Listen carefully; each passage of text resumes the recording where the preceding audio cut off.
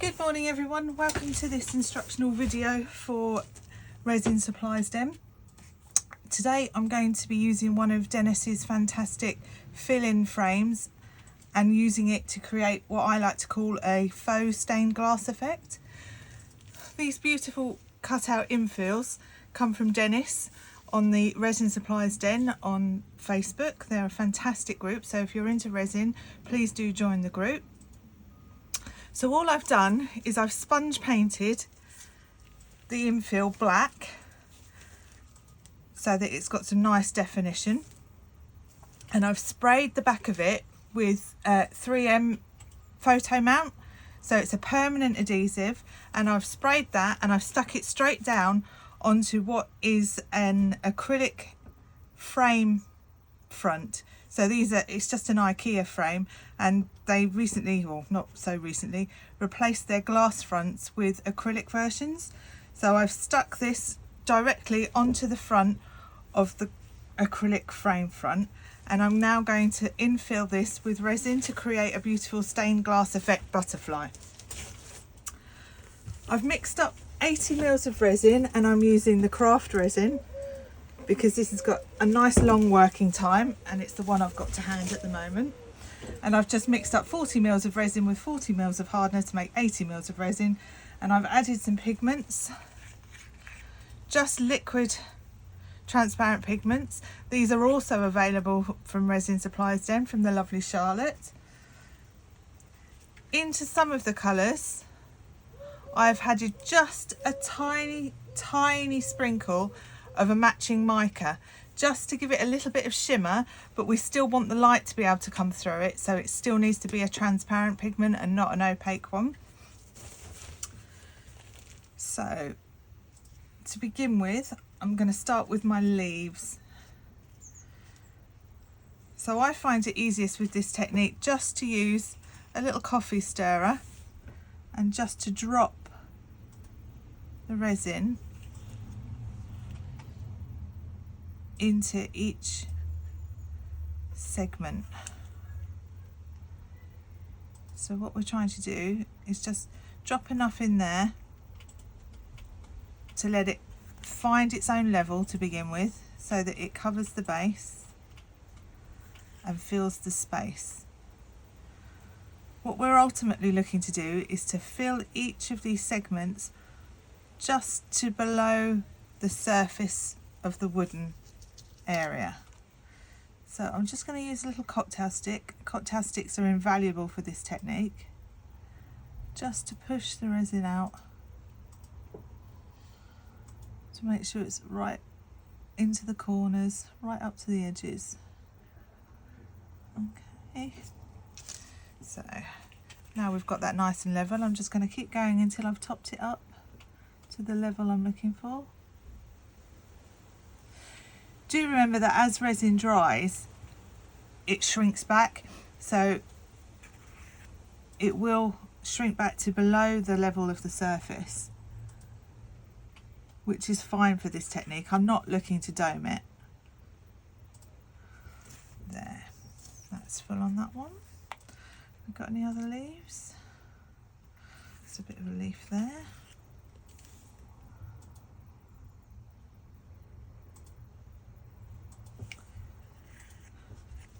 Now, if this was a glass frame front, there is an alternative method you could use for sticking down your wooden shape onto the glass, should I say, sorry. And that would be to give the whole glass sheet a very thin coat of resin. I haven't done that with this because this is plastic and resin won't stick to plastic, so it's not ideal for this particular frame. But you give your whole sheet of glass a thin coat of resin, smooth it out, give it a good going over to make sure you've got all of the bubbles out, and then place your wooden shape directly into the resin.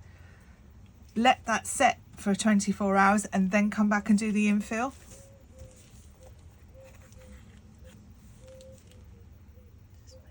Drop more. Oh, perhaps that's a little bit much in there. So there's a little bit much in that one. So I'm just going to use my cocktail stick just to take some out. There we go. That's nice and level again now. So now let's move on to the rose.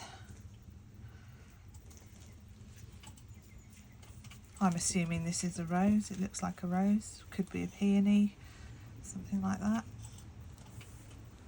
So again, just using my stick just to drip resin carefully.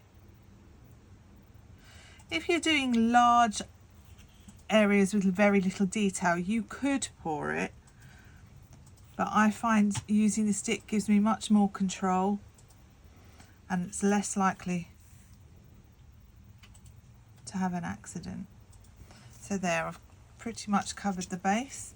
So I'm just going to use the same cocktail stick just to push that into all the corners, all the crevices, to make sure we've got the base covered.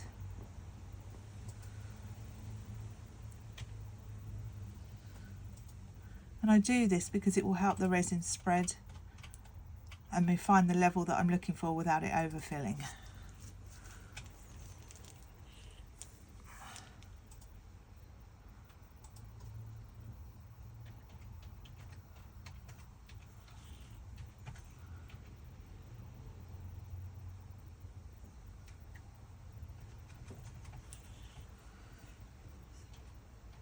So there's just a little tiny hint of shimmer in this, where I've just added a little tiny amount of mica to the transparent red.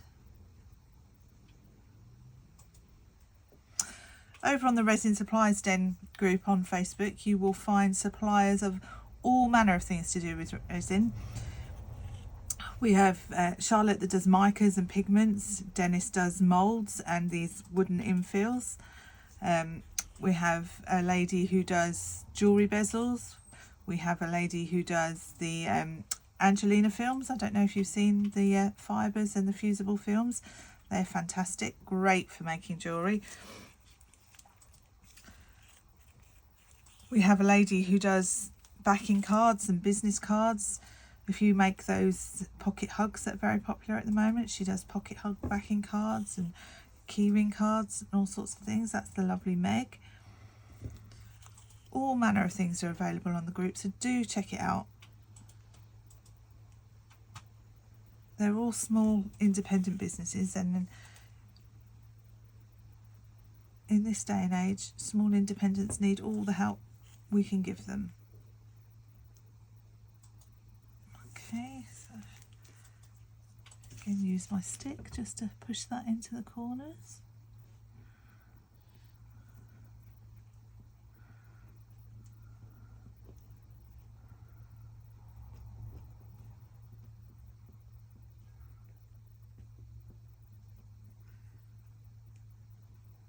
You can see why a cocktail stick is so useful for this.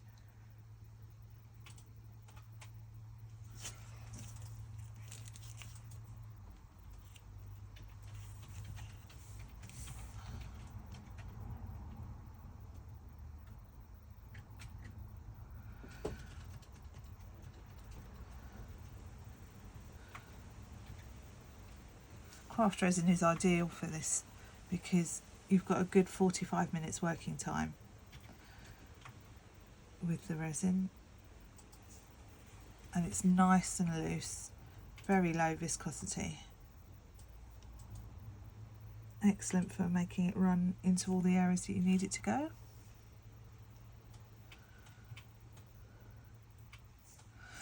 So you can see what I'm doing there. I'm going to stop the video for a minute and come back once I've finished the rose and we're moving on to the next set of flowers.